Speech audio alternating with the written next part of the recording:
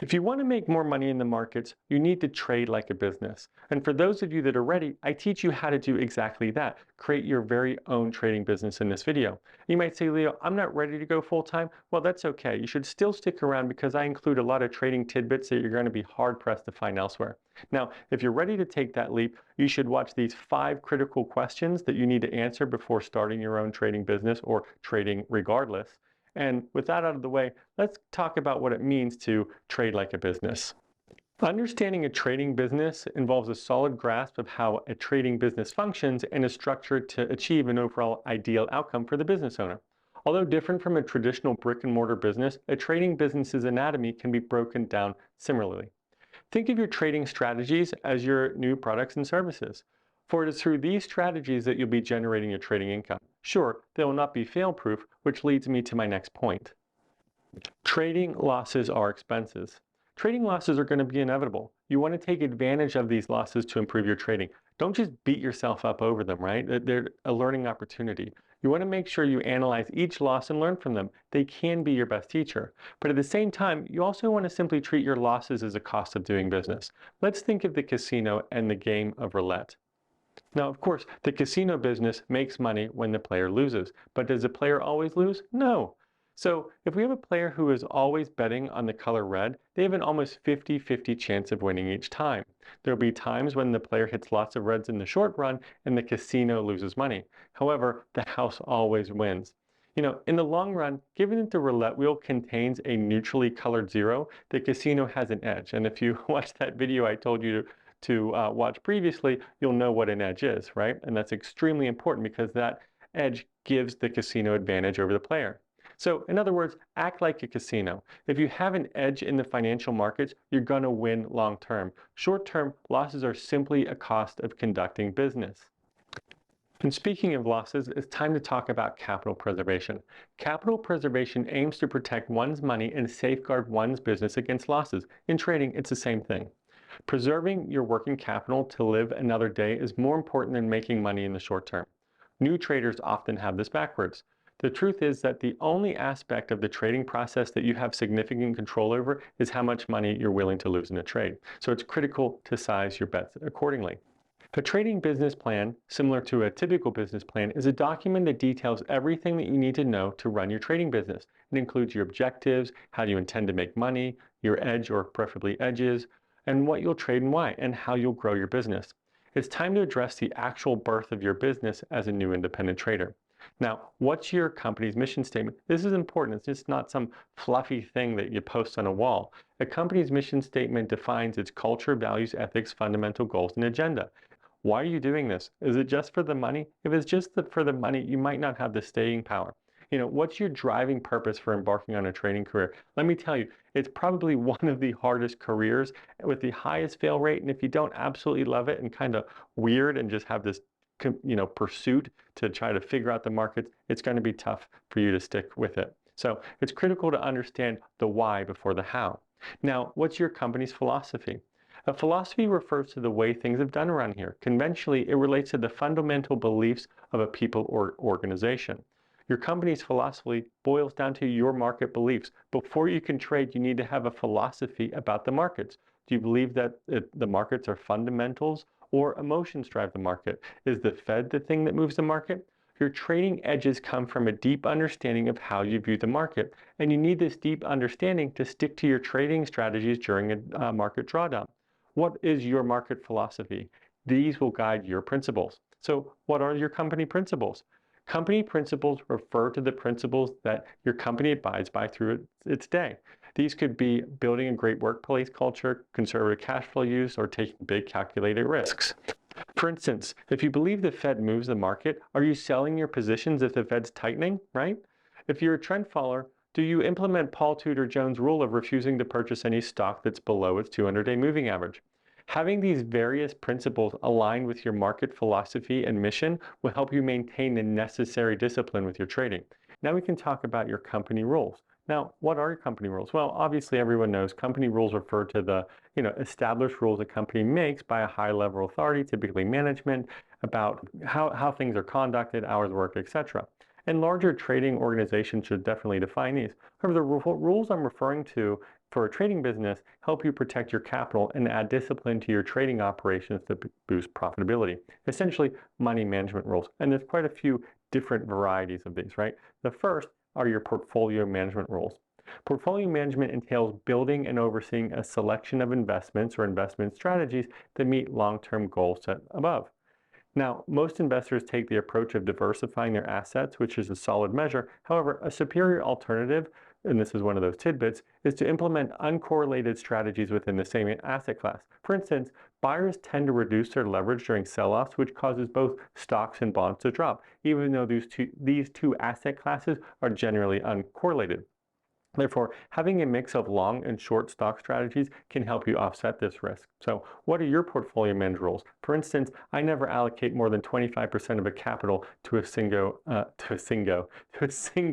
algorithmic trading strategy. So that's just one of mine. What are your risk management rules? Well, risk management is a process of identifying, assessing, and controlling threats to an organization's capital and earnings. These risks stem from various sources, including financial uncertainties, legal liabilities, technology issues, etc.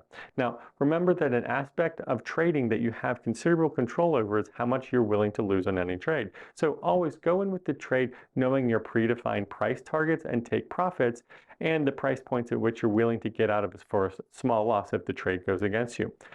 The worst thing that you can do is hold on to a losing trade that invalidates your thesis, hoping it will eventually become a winner. Don't do that.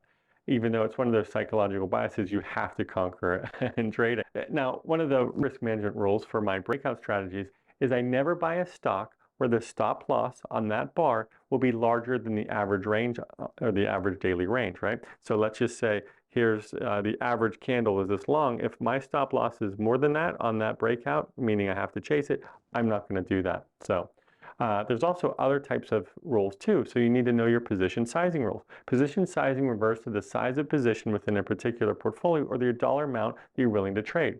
Investors utilize position sizing to determine how many units of a security they can purchase, which helps us control our risk and maximize returns.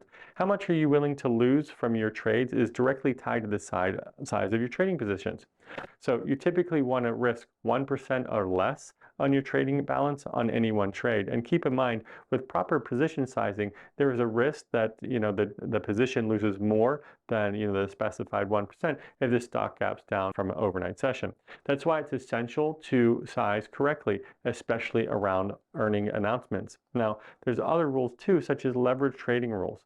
Leverage trading, also known as margin trading or margin finance, is trading on margin.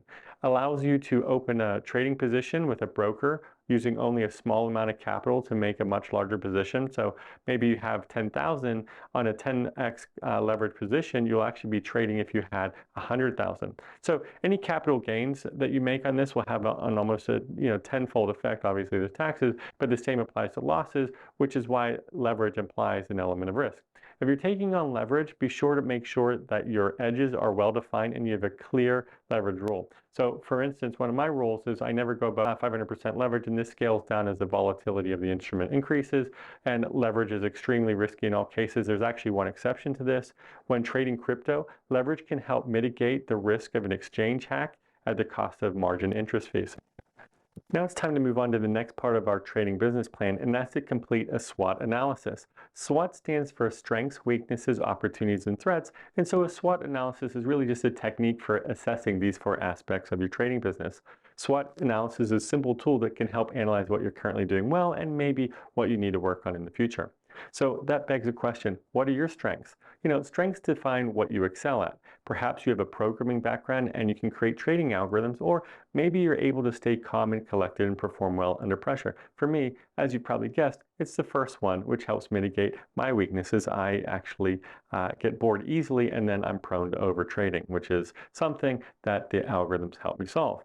Now, what are your weaknesses? Well, weaknesses prevent you from operating at your, optimal level, right? For instance, you may have difficulty dealing with market sell-offs and tend to get sucked in by the emotion of everyone else panicking.